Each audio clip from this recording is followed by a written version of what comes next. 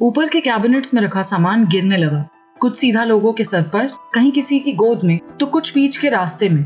ऐसा लग रहा था जैसे हम एक वॉशिंग मशीन में गोल गोल घूम रहे हैं। मैं दूसरी ओर मुड़ी और खिड़की से बाहर देखा कि आसमान में कड़कती बिजली की चमकदार किरणें बार बार हमारे प्लेन पर हमला कर रही हैं।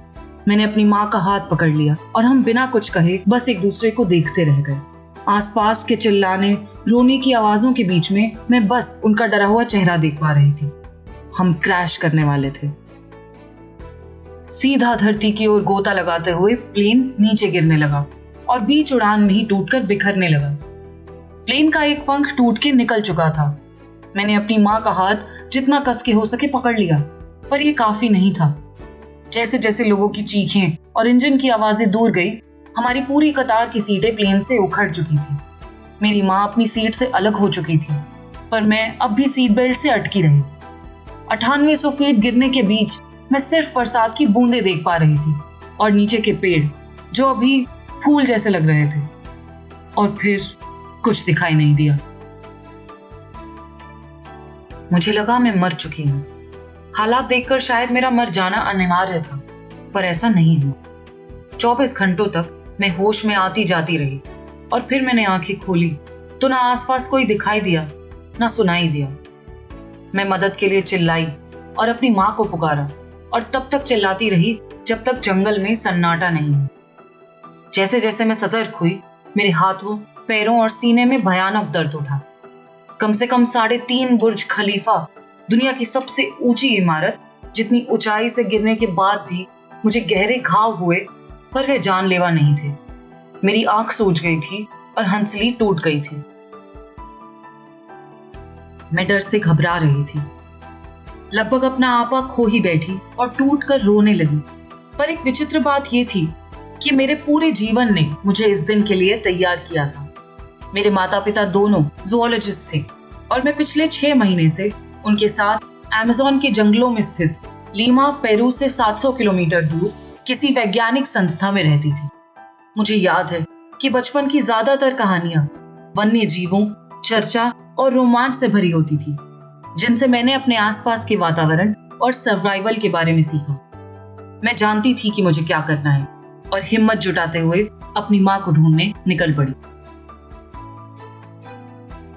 एक दिन बाद मुझे दूर से कुछ लोग दिखे। धुंधली दृष्टि और पैर में एक जूते के साथ बढ़ते हुए मैंने आगे की सतह जांची कि कहीं कोई चीज या सांप ना हो। मैं तेजी से आगे बढ़ी, इस राहत में कि शायद मैं अकेली नहीं हूं। पर जैसे जैसे मैं पास गई, मैंने देखा कि उन लोगों के पैर आसमान की ओर थे और वे झटके से अपनी सीट समेत सर के बल जमीन पर गिर पड़े। मैं बस वहां स्थिर खड़ी रही। मैंने ठीक से देखा तो लगा कि उनमें से एक व्यक्ति एक औरत है, तो लगा कि वो मेरी माँ हो सकती है। पर पास जाने पर देखा कि उनके नाखूनों पर नेल पॉलिश लगी है। मेरी माँ कभी नेल पॉलिश नहीं पहनती थी। मुझे बहुत खुशी हुई, पर अपनी खुशी पर शर्मिंदगी भी हुई। मैंने उससे पहले कभी लाश नहीं देखी। अगले 4 दिन तक रातों को सैकड़ों कीड़े मकोड़ों से लड़ते हुए, नींद की कमी और थकान से निढाल, मैं नदी के किनारे धीरे धीरे चलती रही। मुझे एक कैंडीज का पैकेट मिला था, पर वो भी अब जल्द ही खत्म हो रहा था। मुझे कई बार ऊपर उड़ते हेलीकॉप्टरों की आवाजें आती, जो मुझे झूठा दिलासा देती रही, ये जानते हुए कि इतने घने जंगल में कोई मुझ तक नहीं पहुंच सकता। मुझे बहुत अकेला और निराश महसूस हो रहा था। मेरे दिमाग में विचार आने लगे कि शायद इससे बेहतर होता कि मैं क्रैश में ही मर जाती, पर फिर भी मृत्यु या मदद की आस में मैं चलती रही।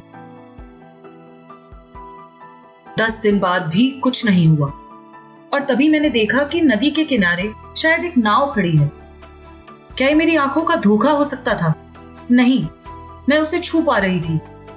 बची कुछ हिम्मत जुटाते हुए मैं नाव के मालिक को ढूंढने लगी। वो तो नहीं मिला, पर मुझे एक पाम के पत्तों से बनी छत वाला घर मिल गया। मेरे पास खाना नहीं था, पर अब कम से कम एक छत मिल गई थी। जब रात हुई तो मुझे अपने हाथ पर कुछ रेंगता हुआ महसूस हुआ। मुझे मालूम था ये क्या हो सकता है, पर मैं देखना नहीं चाहती थी। मैंने देखा, एक मक्खी ने मेरे घाव में बच्चे दे दिए थे और अब उसमें कीड़े भर चुके थे, जो मेरा मांस खा रहे थे। मैंने देखा कि पास में पेट्रोल का एक कैन पड़ा है। जो मैं नाव के लिए इस्तेमाल कर सकती हूँ।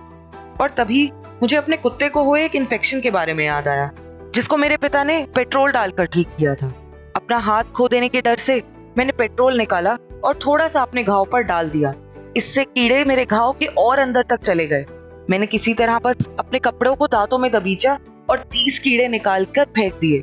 मुझे अपने आप पर गर्व भी हुआ, पर अभी भी कुछ कीड़े जिंदा थे।